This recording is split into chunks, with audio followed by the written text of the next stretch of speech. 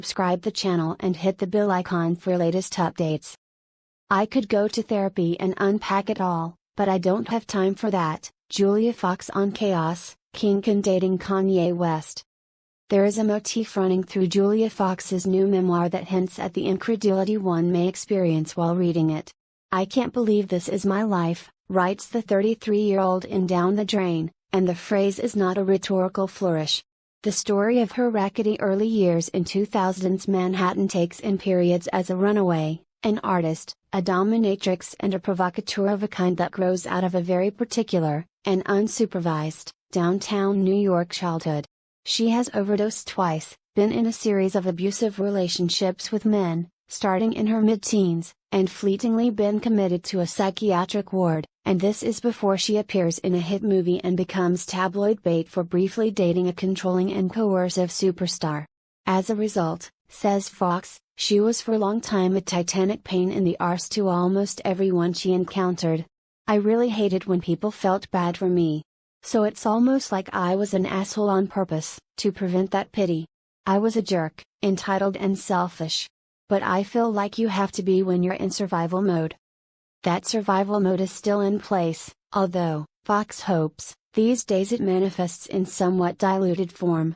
Since 2019, when she won her first acting role in the movie Uncut Gems alongside Adam Sandler, her persona has been outsized and conscientiously unruly. In the years following her debut, she would appear on the red carpet pulling wild faces and mouthing off about her own genius, or posting drunken screeds about her ex-husband on Instagram. "Have you seen this deadbeat dad?" That's not how she appears today. At a studio in Manhattan, Fox is pale, quiet, thoughtful, younger seeming than her age. When I ask how old she is, she says without thinking, 22, before correcting herself, in shorts, t-shirt and flip-flops. She speaks with a flat, nasal affect of someone trying to repurpose a lot of memories from the bad into the merely boring, an objective she certainly achieves in the memoir, a picaresque tale told with a jauntiness often at odds with the events she is describing, and that she embarked on, she says, partly out of a love of writing and partly to make sense of everything that has happened to her. It is also, I suspect, an effort to wrest back control of her reputation after the warping effect of her extremely brief, extremely public involvement with Kanye West in 2022. "I tried to be as fair as I could and as truthful as I could. It was a purge, I would say. For long stretches of the book, I itched to reach back, retrospectively, and call social services." As recounted in the memoir, her childhood and adolescence sound like a heavy-handed public service announcement from the 1970s about the perils that befall latchkey kids. Fox's father, a builder, was volatile and verbally abusive, so that I never really knew who I was going to get. He could be the best dad ever, or the literal worst. Her mother was absent for long stretches when she returned to her native Italy, and, when she was present, fought explosively with her daughter. At 11, Fox was drinking, partying and being hit on by 27-year-old men. At 12, she and Trish, her best friend, persuaded a sketchy tattoo artist to give them tattoos and nipple piercings. Her dad's main piece of parenting advice was weed, heroin, cocaine, all that shit is fine. But stay away from PCP angel dust. It makes hair grow on your brain. When Fox was 16, she absconded with her boyfriend, Ace, a minor league drug dealer, whom the cops threatened with charges of kidnap and statutory rape. The age of consent in New York is 17. Ace ended up in prison, at Rikers Island, on unrelated charges and wrote to inform Fox he wanted to murder her and her family.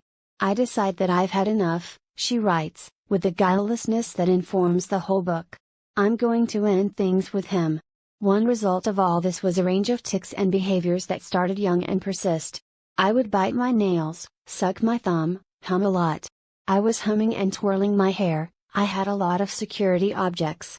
She would sometimes sleep with the hair dryer on, for the warmth and the white noise, and because I wouldn't have to hear whatever was happening, the fighting. Her relationship with food, she says, was and remains very weird. "I eat a lot of candy, and sugar. Sometimes I don't eat one not sweet thing for the whole day. It's all candy, it's all ice cream." Compared with overdosing on heroin, of course, it's not life or death. It's what I'm left with, But it's pretty harmless. I mean, I could get diabetes and high blood pressure or whatever. But I'm not going to, die. Hopefully. The pandemic happening so soon after her debut movie came out put a big dent in her progression in the film industry, but she has some roles in the works. She is promoting the book. And, in the meantime, she lives with Valentino, who, she prides herself, engages in none of the twitchy things she had going on as a child. She has a stable co-parenting relationship with her ex-husband, Peter. And her son, she says, is so happy, kind, generous, loves to dance. For all her difficulties, Fox has never had trouble giving herself praise when it's due. I'm like, oh, mission accomplished.